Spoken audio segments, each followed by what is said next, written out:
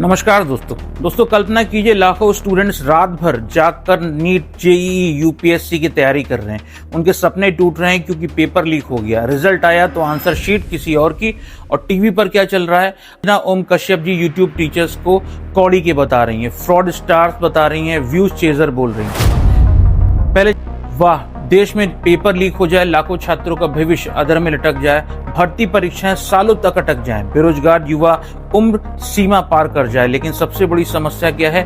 2 कौड़ी के टीचर।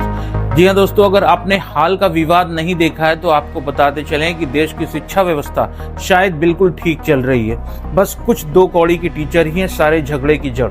कितनी अजीब बात है कि जो लोग बच्चों को पढ़ा रहे हैं, जो लाखों छात्रों को परीक्षा की तैयारी करा रहे हैं, जो पेपर लीक पर सवाल पूछ रहे हैं, जो छात्रों की आवाज उठा रहे हैं, समस्या शायद वही है। जो पेपर लीक हो रहे हैं वो तो शायद अपने आप हो रहे हैं। देश की सबसे बड़ी समस्या मिल गई है। ये न महंगाई समस्या है, न बेरोजगारी, न पेपर लीक, न खाली पद, न खराब स्कूल। समस्या क्या है? टीचर, और वो भी 2 कौड़ी के।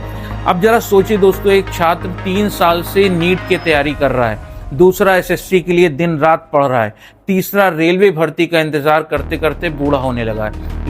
लेकिन इन सबकी समस्या क्या है? पेपर लीक नहीं। पेपर लीक समस्या नहीं है, सिस्टम समस्या नहीं है। समस्या क्या है? टीचर। क्योंकि अगर टीचर सवाल पूछने लगे तो दिक्कत होने लगती है। पेपर लीक पर बात करना बहुत पुरानी बात हो गई, बहुत बोरिंग टॉपिक है।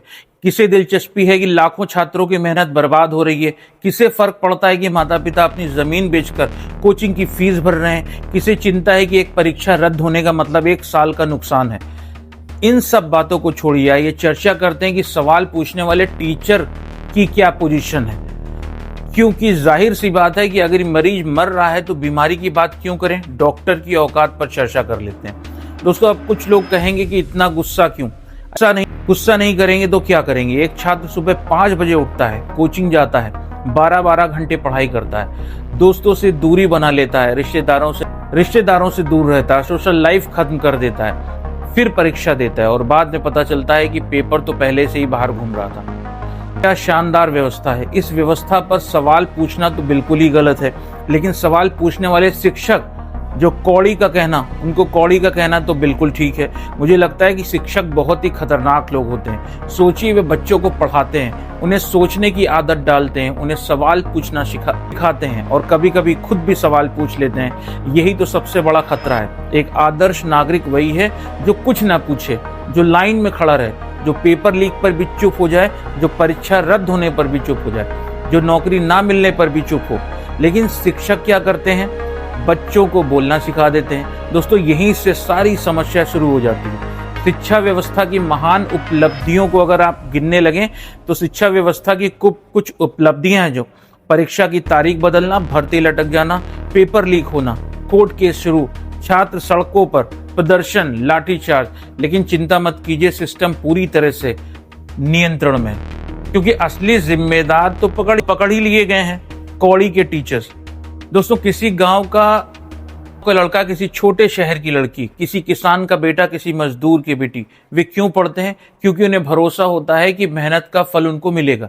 लेकिन जब बार बार विवाद होते हैं तो भरोसा टूट जाता है, और जब भरोसा टूट जाता है तो उससे जुड़ना बहुत मुश्किल है। क्योंकि फेल होने पर लगता है मैं और मेहनत करूंगा, लेकिन अगर सिस्टम पर से भरोसा उठ जाए तो लगता है कि मेहनत का क्या फायदा। तो सवाल ये नहीं है किसी एंकर ने क्या कहा, सवाल ये है कि क्या देश का छात्र सम्मान का हकदार है? क्या शिक्षक सम्मान का हकदार है? क्या करोड़ों युवाओं के भविष्य से जुड़े सवाल पूछना अपराध है? और सबसे बड़ा सवाल, जब पेपर लीक होता है, जब परीक्षा रद्द होती है, जब नौकरी अटकती है, तब जिम्मेदार कौन है और कौन आगे बढ़ के जिम्मेदारी लेता है? वो छात्र, वो शिक्षक, या फिर कोई और?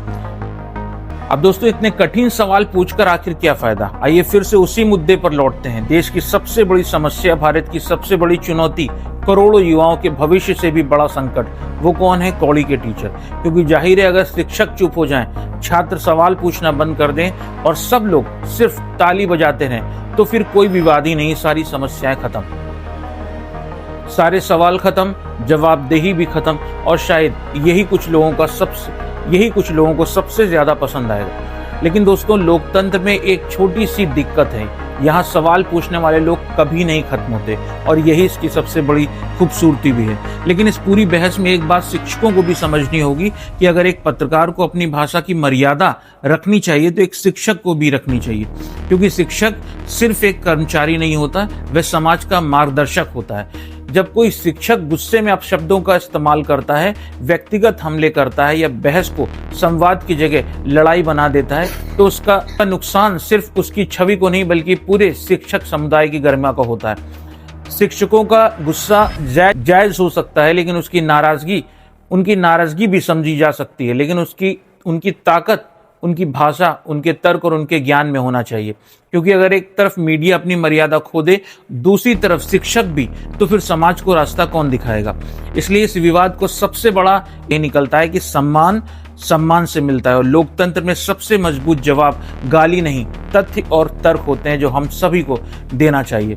तो दोस्तों, ये था आज का वीडियो। आशा करता हूँ वीडियो आपको पसंद आया होगा। पसंद आया तो लाइक कर लीजिएगा, इसको शेयर कर दीजिएगा और चैनल को जिन्होंने सब्सक्राइब नहीं किया है तो प्लीज से सब्सक्राइब कर लीजिएगा और बेल आइकन को भी दबा दीजिएगा ताकि आने वाले वीडियो की नोटिफिकेशन आप सब तक पहुंचती रहे। मिलते हैं नए वीडियो में, तब तक अपना ध्यान रखिए।